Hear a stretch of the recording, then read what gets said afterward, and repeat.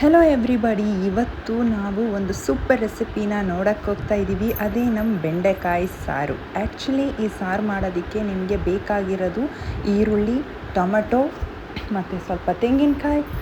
ನೀವು ತೆಂಗಿನಕಾಯಿನ ತುರಿದು ತಗೋಬೋದು. ಅದ್ರ ಜೊತೆ ಕರಿಬೇವು ಮತ್ತು ಕೊತ್ತಂಬರಿ and ginger garlic paste. Okay, first ನಾವು ಬೆಂಡೆಕಾಯಿನ ಸರಿಯಾಗಿ ಚೆನ್ನಾಗಿ ಸ್ವಲ್ಪ 1 ಸ್ಪೂನ್ ಎಣ್ಣೆ ಹಾಕಿ ಕ್ಲೀನಾಗಿ ಫ್ರೈ ಮಾಡ್ಕೊಳ್ಳೋಣ. ಚೆನ್ನಾಗಿ ಬ್ರೌನ್ ಕಲರ್ ಆಗೋವರೆಗೂ ಫ್ರೈ ಮಾಡ್ಕೊಳ್ಳೋಣ, ಸೊ ದಟ್ ಅದು ಟೇಸ್ಟಿಯಾಗಿರುತ್ತೆ. ಅದ್ರ ಜೊತೆ ನಾವು ಈರುಳ್ಳಿ ಮತ್ತು ಟೊಮೆಟೊ ಅದನ್ನು ಫ್ರೈ ಮಾಡ್ಕೊಳ್ಳೋಣ. ಫ್ರೈ ಮಾಡ್ಕೊಂಡ್ಬಿಟ್ಟು ಅದಾದಮೇಲೆ ಏನು ಮಾಡಬೇಕು ಅಂದರೆ ಸ್ವಲ್ಪ ಚಕ್ಕೆ ಮತ್ತು ಲವಂಗ ಇವೆರಡನ್ನೂ ಹಾಕೋದು. ಓಕೆನಾ, ಇವೆರಡನ್ನೂ ಹಾಕಿದ್ರೆ ಸ್ವಲ್ಪ ಟೇಸ್ಟ್ ತುಂಬ ಚೆನ್ನಾಗಿ ಬರುತ್ತೆ. ಆಮೇಲೆ ತೆಂಗಿನಕಾಯಿನ ತುರಿಬೇಕು. ಈಗ ನಾವು ಕಟ್ ಮಾಡ್ಕೊಂಡಿದ್ದೀವಿ, ನೀವು ಫಸ್ಟೇ ತುರಿದು ಕೂಡ ತಗೋಬೋದು, ಇನ್ನು ಟೇಸ್ಟ್ ತುಂಬ ಚೆನ್ನಾಗಿ ಬರುತ್ತೆ. ಆ್ಯಂಡ್ ತೆಂಗಿನಕಾಯಿ ಜೊತೆ ನಾವು ಫ್ರೈ ಮಾಡಿ ಇಟ್ಟಿರೋ ಈರುಳ್ಳಿ ಮತ್ತು ಟೊಮೆಟೊ ಅದನ್ನು ಆ್ಯಡ್ ಮಾಡ್ತಾಯಿದ್ದೀವಿ. ಆ್ಯಡ್ ಮಾಡಿಕೊಂಡು ಒಂದು ಪೇಸ್ಟ್ ಮಾಡ್ಕೊಂಬಿಡೋಣ.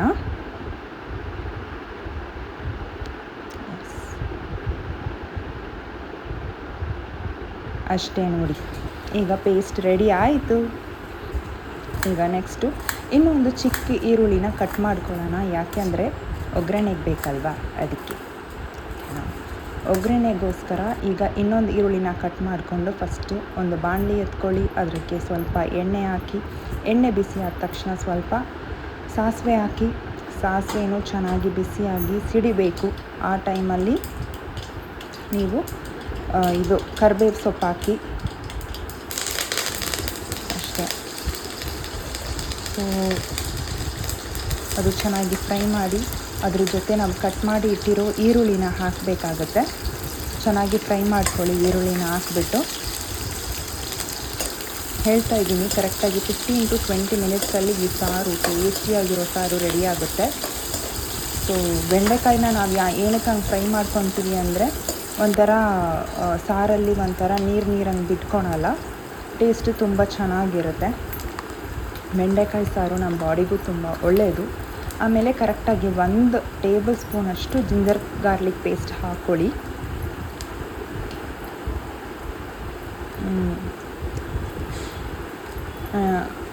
ಅಷ್ಟೇ, ಮುಗೀತು. ಇವಾಗ ಅದನ್ನು ಸ್ವಲ್ಪ ಚೆನ್ನಾಗಿ ಫ್ರೈ ಮಾಡ್ಕೊಳೋದು.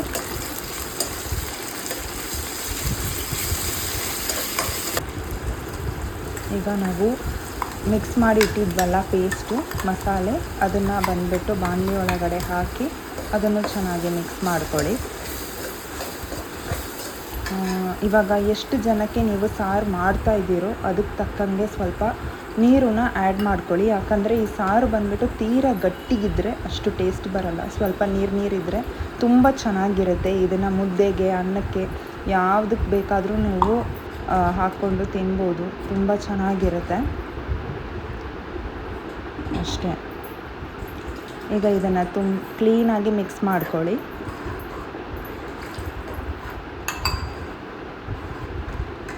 ಈಗ ನೆಕ್ಸ್ಟ್ ಏನಂದರೆ ಖಾರದ ಪುಡಿ ಬೇಕು. ಖಾರದ ಪುಡಿ ಕರೆಕ್ಟಾಗಿ 2 ಟೇಬಲ್ ಸ್ಪೂನ್ ಹಾಕ್ಕೊಳ್ಳಿ. ಮಿಕ್ಸ್ ಮಾಡ್ಕೊಳ್ಳಿ.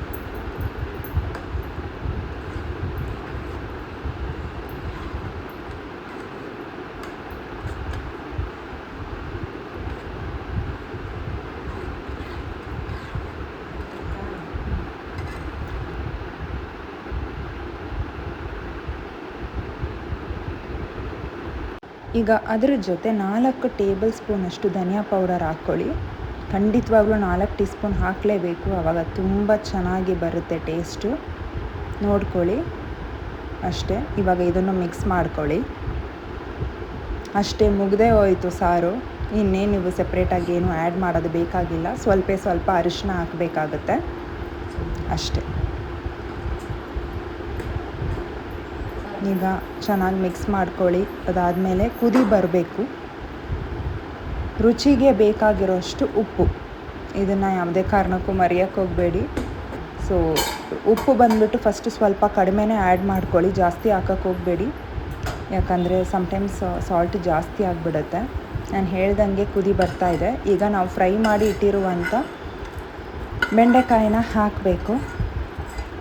ಲಾಸ್ಟ್ ಬಟ್ ನಾಟ್ ಲೀಸ್ಟ್, ನಾವು ಇವಾಗ ಸಾರು ನೋಡಿ ಎಷ್ಟು ಚೆನ್ನಾಗಿ ಕುದೀತಾ ಇದೆ. ಈಗ ಸ್ವಲ್ಪ ಕೊತ್ತಂಬರಿ ಸೊಪ್ಪು ಹಾಕೋದು ಟೇಸ್ಟ್ ನನಗೆ ಎನ್ಹ್ಯಾನ್ಸ್ ಮಾಡುತ್ತೆ. ಈ ಸಾರನ್ನ ದಯವಿಟ್ಟು ಮನೆಯಲ್ಲಿ ಟ್ರೈ ಮಾಡಿ ನೋಡಿ. ತುಂಬ ಈಸಿ ರೆಸಿಪಿ, 10 to 15 ಮಿನಿಟ್ಸಲ್ಲಿ ಮಾಡ್ಬೋದು. Thank you.